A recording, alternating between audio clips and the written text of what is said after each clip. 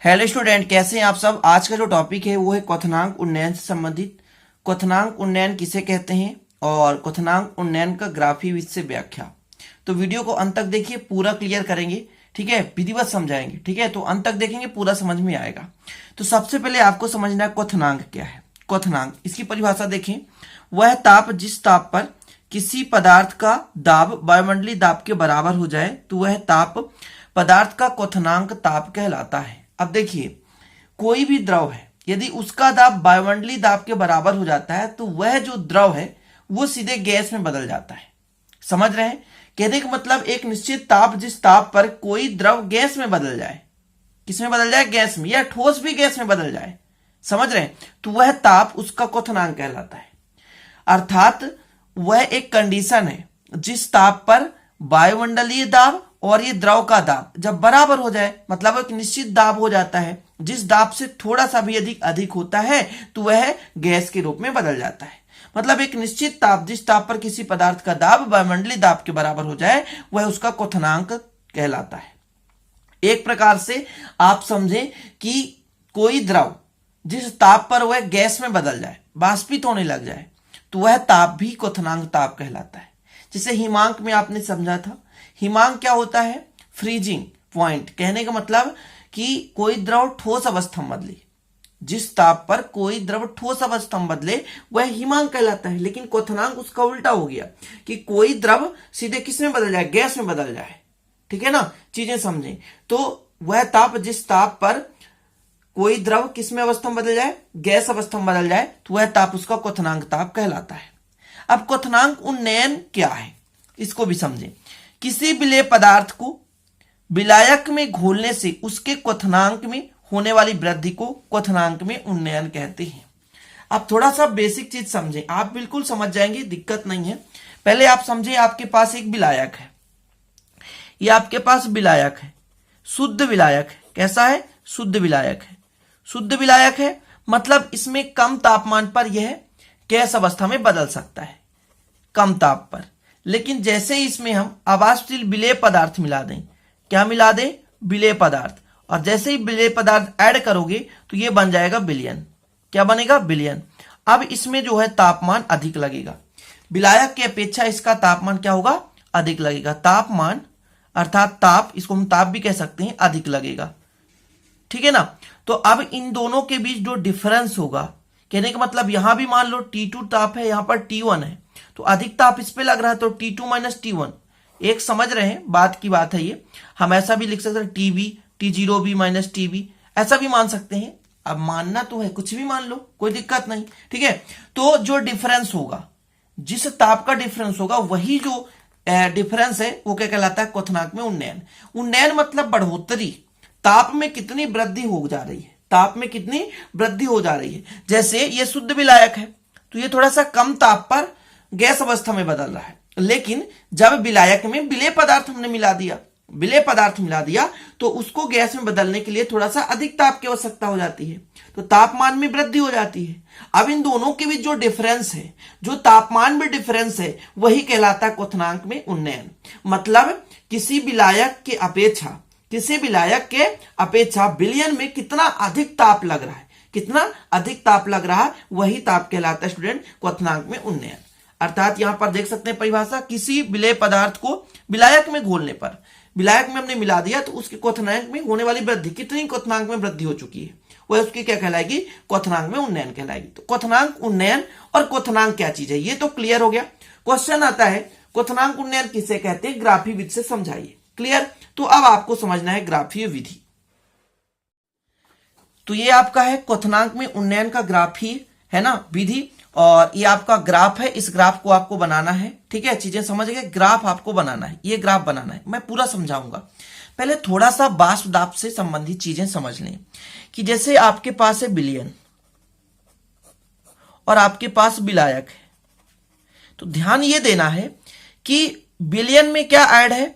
विलेय पदार्थ ऐड हो जाता है ना, विलेय पदार्थ एक्स्ट्रा हो जाता है विलायक से, है ना। तो जब हम विलायक में विलेय पदार्थ मिला देते हैं तो विलयन बनता है।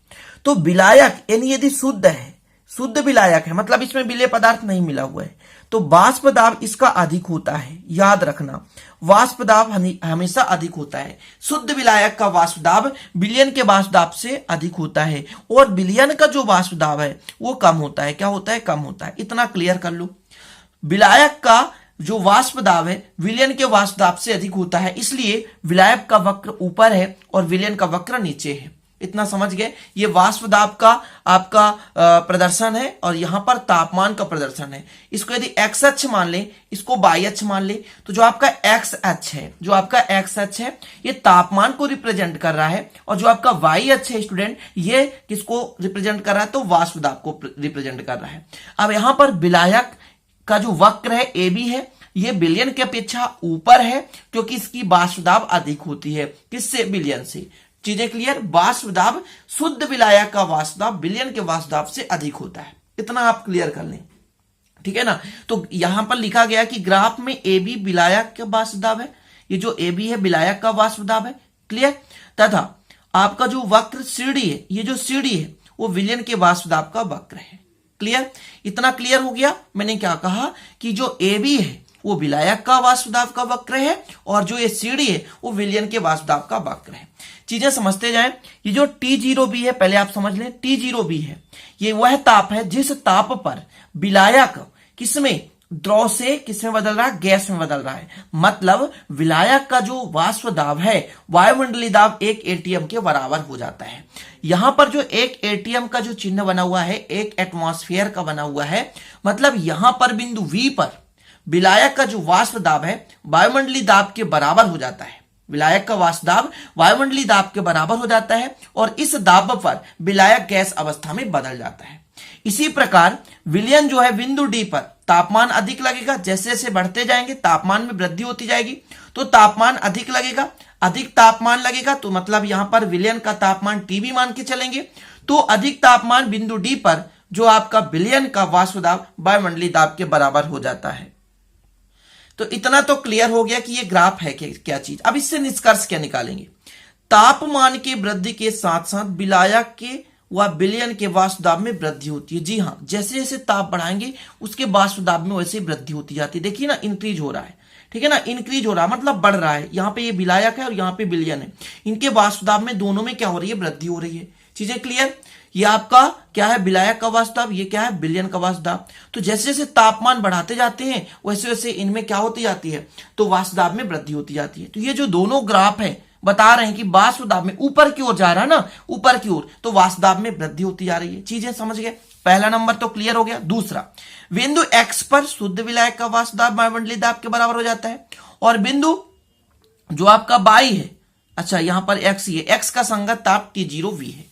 यहां पर ये बिंदु के लिए बता रहा है, मैंने पहले समझा दिया कि बिंदु एक्स पर विलायक का वाष्प दाब वायुमंडलीय दाब के बराबर हो जा रहा है जिसका संगत ताप T0v होगा। ठीक है, यह है मान के चलते हैं। अगला पॉइंट आपको लिखना है कि बिंदु वाई पर, ये जो बिंदु वाई है इस पर जो विलयन का वाष्प दाब है वायुमंडलीय दाब के बराबर हो जाता है। ठीक है ना, और वाई के संगत जो तापमान है वो टीवी है। इतना क्लियर? तो ये जो आपका अगला कंडीशन है कि बिंदु वाई पर विलयन का वाष्प दाब वायुमंडलीय दाब के बराबर हो जाता है, अतः बिंदु वाई का संगत ताप टीवी है। ठीक है ना, ये चीज क्लियर हो गया। अब यदि बात किया जाए कि विलायक का वाष्प दाब का जो वक्र है ऊपर है और विलयन का नीचे, तो इसका कारण क्या है कि विलयन का जो वाष्प दाब वक्र नीचे होने का कारण है क्योंकि विलयन का जो वाष्प दाब कम होता है और विलायक का वाष्प दाब अधिक होता है। मतलब विलयन का वाष्प दाब विलायक के वाष्प दाब से कम होने के कारण विलयन का वक्र नीचे है और विलायक का वक्र ऊपर है। ये चीज मैंने पहले समझा दिया। इसके बाद आपको यहां पर बताना है कि क्वथनांक में ऑलरेडी कितना उन्नयन हो रहा है, कितना बढ़ रहा है। तो आपको पता है कि टीबी का मान अधिक है T0b की अपेक्षा, तो हम डेल टीबी कर देंगे, मतलब डिफरेंस निकाल रहे हैं तो टीबी माइनस T0b हो जाएगा। ये टीबी माइनस T0b क्यों कर रहे हैं? क्योंकि टीबी का मान अधिक है। टीबी क्या है? टी जो बेस में वी है, ये विलयन के वाष्प दाब पर जो क्वथनांक है, सॉरी हाँ जी, क्वथनांक ताप है वो टीबी है और जो विलायक का क्वथनांक ताप है वो T0b है। तो टीबी अधिक है तो T0b कम है, इसलिए हम टीबी में T0v को घटा रहे हैं। क्लियर? तो यही आपका हो गया क्वथनांक में उन्नयन। इतना यदि बन गया तो यदि क्वेश्चन आता है कि क्वथनांक के उन्नयन से ग्राफी विधि की व्याख्या कीजिए, तो आपको इतना ही लिखना जितना मैंने समझा दिया। और एक क्वेश्चन आया करता है कि क्वथनांक में उन्नयन से विलेय पदार्थ के आणविक द्रव्यमान की गणना कैसे करते हैं। तो यहां पर आपको निकालना बहुत इजी है। यदि आप हिमांक अवनमन पढ़े होंगे तो डेफिनेट ये बन जाएगा। यहां पर आपको लिखना क्या है कि क्वथनांक में जो वृद्धि होती है, क्वथनांक में जो वृद्धि होती है वो मोललता के समानुपाती होती है। स्मॉल एम मोललता के समानुपाती होती है। तो टीवी बराबर यहां पर स्मॉल एम के प्रोपोर्शनल हो गया। जब इसको प्रोपोर्शनल हटाए तो के भी एक क्या लग गया, ये मोलल क्वथनांक उन्नयन स्थिरांक है। क्लियर है ना, यहां तक आप समझ सकते हैं। ये चीज वही चीज यहां पर लिखा हुआ है कि डेल टीवी समानुपाती स्मॉल एम, जब स्मॉल एम हटाए तो के भी लग गया नियतांक। ठीक है, यहां पर समीकरण 1 है। अब हमको पता है कि स्मॉल एम का मान कितना होता है। स्मॉल एम का मान कितना होता है, डब्ल्यू वी इंटू 1000 बटे M B into W A. W V क्या है, विलेय पदार्थ का वजन है, मात्रा है। एम बी क्या है, विलेय पदार्थ का आणविक द्रव्यमान है। डब्ल्यू ए क्या है यहाँ पे, तो ये विलायक का ग्राम में मात्रा है। ठीक है ना, विलायक का ग्राम में मात्रा। अब इसको कुछ नहीं यहां पर रख देंगे, तो यहां पर रखेंगे तो केबी का तो केबी है, बाकी स्मॉल एम का पूरा वैल्यू है। अब हमको निकालना क्या था, एम बी, तो एम बी को इधर ले जाएंगे तो एम बी इक्वल हो जाएगा और के बी नीचे चला, मतलब एक जो टीवी है ना डेल टीवी नीचे चला जाएगा। तो यही जो आपका समीकरण 2 आया, यही है विलेय पदार्थ के आणविक द्रव्यमान की गणना। क्वेश्चन यदि घुमाकर पूछा जाता है तो जरूर आप लोगों को समझना है। ठीक है ना, तो इतना आप लोगों को समझ में आ जाना चाहिए। और एक चीज ध्यान रखें, जिनको भी नोट्स लेना है तो कांटेक्ट नंबर 9685299149, ये नोट्स लेना है तो पीडीएफ में दे दूंगा।